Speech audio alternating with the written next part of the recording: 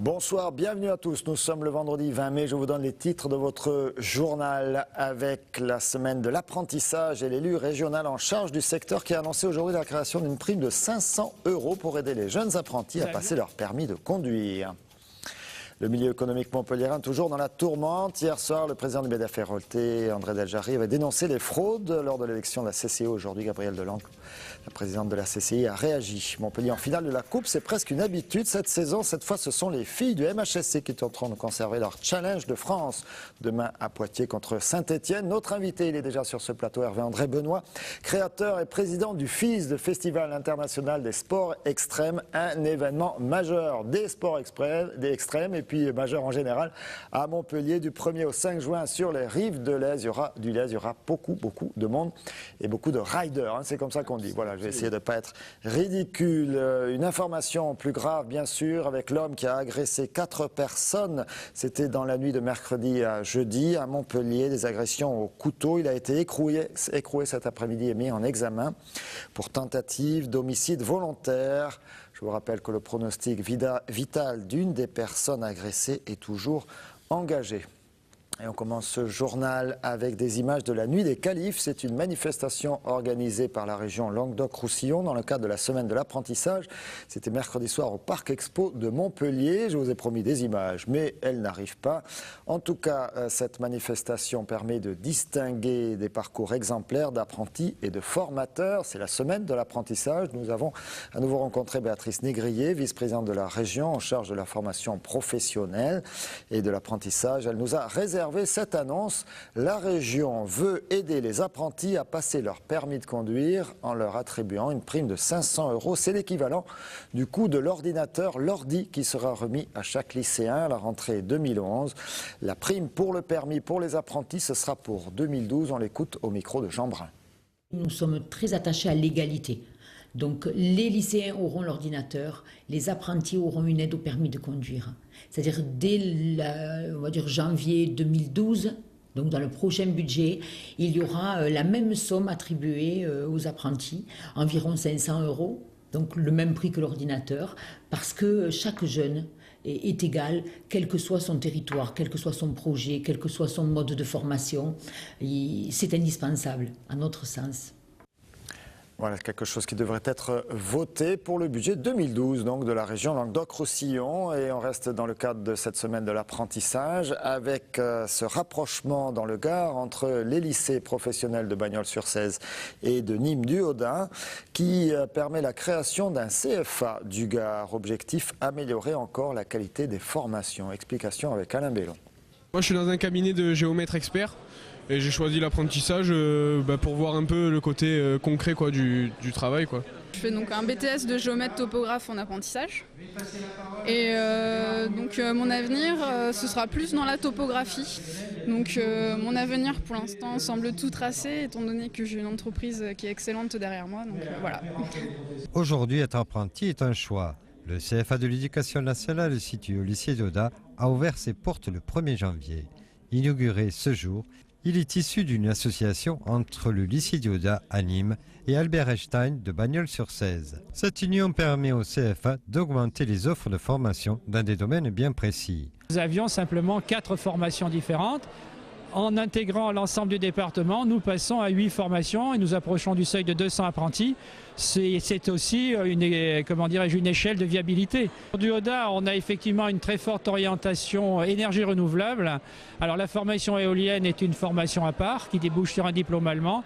Mais à l'intérieur du CFA, il faut savoir que par exemple le BTS technico-commercial matériaux du bâtiment est orienté écomatériaux avec une spécificité, un marquage très fort. Pour le président de la région Languedoc-Roussillon, l'apprentissage reste une priorité pour la région. L'apprentissage, c'est une valeur sûre. Quand un jeune vient en apprentissage, à Nîmes, mais dans tous nos CFA qui sont performants parce qu'on a mis les moyens, il a 3 chances sur 4 d'avoir un diplôme, et quand il se présente dans la vie active instantanément après son diplôme, il a 9 chances sur 10 d'avoir un boulot. La région a attribué une enveloppe de plus de 460 000 € pour le CFA de l'Éducation nationale, afin d'assurer l'avenir de ces jeunes apprentis. Avenir assuré, oui. Et pendant ce temps, le monde économique montpelliérain continue de se déchirer. Au centre de la polémique, la fraude présumée aux élections de la CCI en décembre dernier.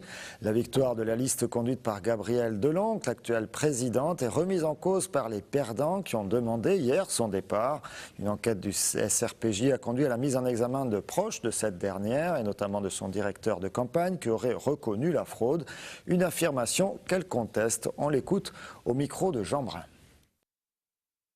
Une ambition, oui, certaine, qui est affirmée, qui est de monter de gamme de manière très très significative et faire de Montpellier l'une des deux places fortes.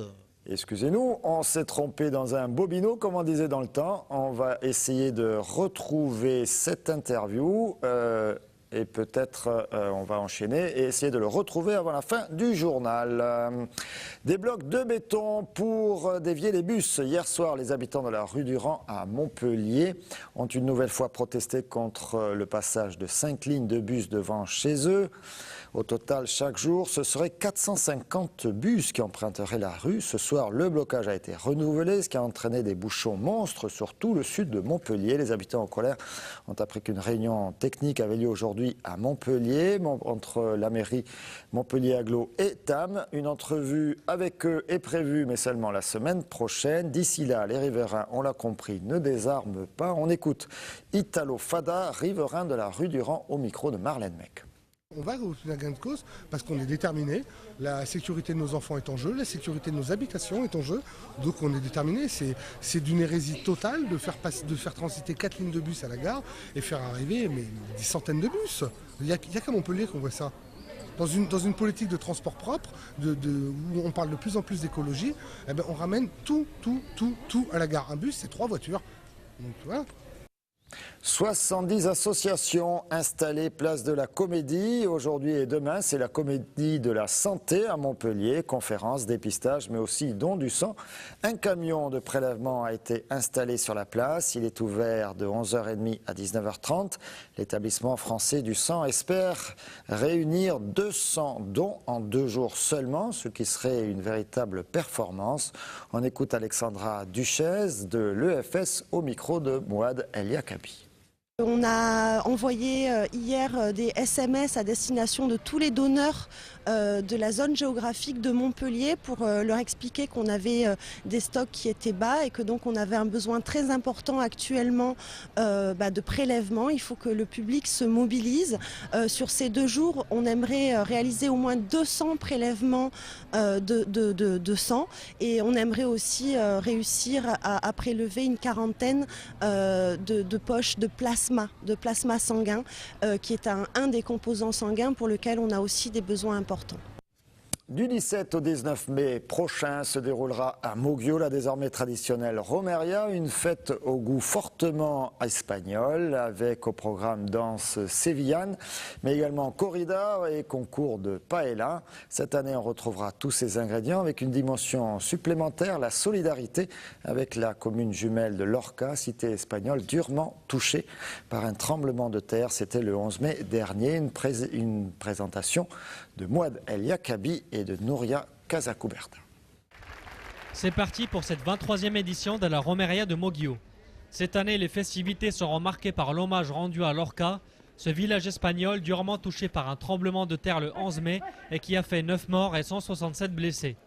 Ce village andalou qui vivra pendant 3 jours ne manquera pas de se souvenir que pas loin de chez nous, il y a des gens qui souffrent, des gens dont les familles sont présentes, que nous n'oublions pas et que nous n'oublierons pas. La coloration de cette fête cette année sera un petit peu le partage aussi et l'expression de cette solidarité. Plusieurs activités sont au programme, des spectacles de danse, des concerts et des expositions et évidemment des corridas avec le retour tant attendu du jeune Tomasito, grièvement blessé en avril dans les arènes d'Arles. La meilleure thérapie pour un torero, c'est de se voir annoncé, de se voir à l'affiche, de savoir que même s'il traverse une période extrêmement difficile de sa vie d'homme et de torero, il a une corrida à Moguio le 19 juin qui l'attend, une corrida de garantie avec 2 jeunes toreros. Et je sais que pour lui, c'est la meilleure des thérapies, le meilleur des remèdes et le meilleur stimulant qui puisse exister. Le Romeria de Moguio s'achèvera sur une note gastronomique avec un concours de paella. 20 concurrents seront présents, de quoi finir en beauté ce festival. Et on a dit être sport maintenant avec du football féminin. La finale du 10e Challenge de France opposera demain à Poitiers, Saint-Etienne à Montpellier. Les Héroltaises, triple vainqueurs du titre, partent favorites face aux Amazones, tenez-vous bien, qui joueront, elles, leur première finale. Le match aura lieu, pour être plus précis, au stade de la Pépinière à Brucerolles. Mouad El Yakabi a rencontré les Montpelliéraines avant leur départ. Une bonne ambiance et du travail à la veille de la finale du Challenge de France. Malgré l'enjeu, les joueuses habituées aux grandes compétitions semblent totalement détendues. Pour le moment, on est bien. On se prépare, on est bien. Là, pas de pression. On vit la chose tranquillement comme d'habitude. C'est sûr que si on joue notre jeu, ça passera. Après, c'est sûr qu'il ne faut pas partir... faut pas partir la fleur au fusil et puis tout donner parce que c'est une finale et que Saint-Etienne va tout donner pour gagner aussi. L'entraîneuse, toujours très exigeante avec son équipe, se veut moins rassurante. Son but, que les Montpelliéraines soient à leur plus haut niveau. Je les ai trouvées à côté de la plaque, pas du tout concentrées, mis à part quelques-unes. Donc je suis assez inquiète pour la finale, mais bon, c'est souvent comme ça avant un gros match. Donc quelque part, c'est peut-être du bon. Le voyage, déjà, ça va faire du bien. Une fois qu'on sera sur place, elles se mettront dedans. Et puis elles auront le temps d'y penser. Donc moi, j'aimerais qu'elles soient à 200%, qu'elles pensent au match en se disant on veut tout donner. L'équipe de Montpellier va se battre pour obtenir son 4e titre dans cette compétition. La dernière fois qu'elles l'ont remporté, c'était en 2009. Et Olivier Brachard est également du voyage. On espère qu'il va nous ramener la coupe lundi soir sur le plateau de Sport Sud. A noter également que les moins de 19 ans, toujours MHC féminin, sont aussi en finale. Le match se déroulera également dans la journée demain à Poitiers. Pourquoi pas le doublé.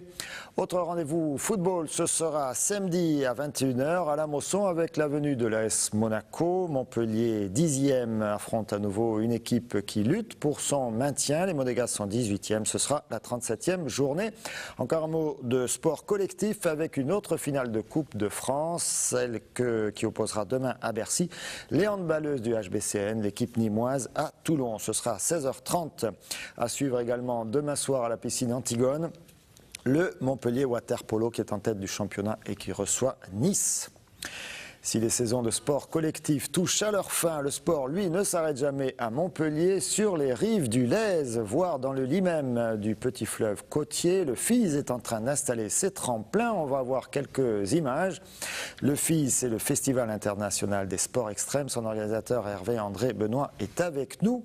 Le FIS, ce sera du 1er au 5 juin prochain. Il y aura notamment c'est BMX et ces installations tout à fait impressionnantes. C'est toujours plus grand, toujours plus haut, toujours plus spectaculaire, même s'il y a encore quelques pêcheurs et quelques canards.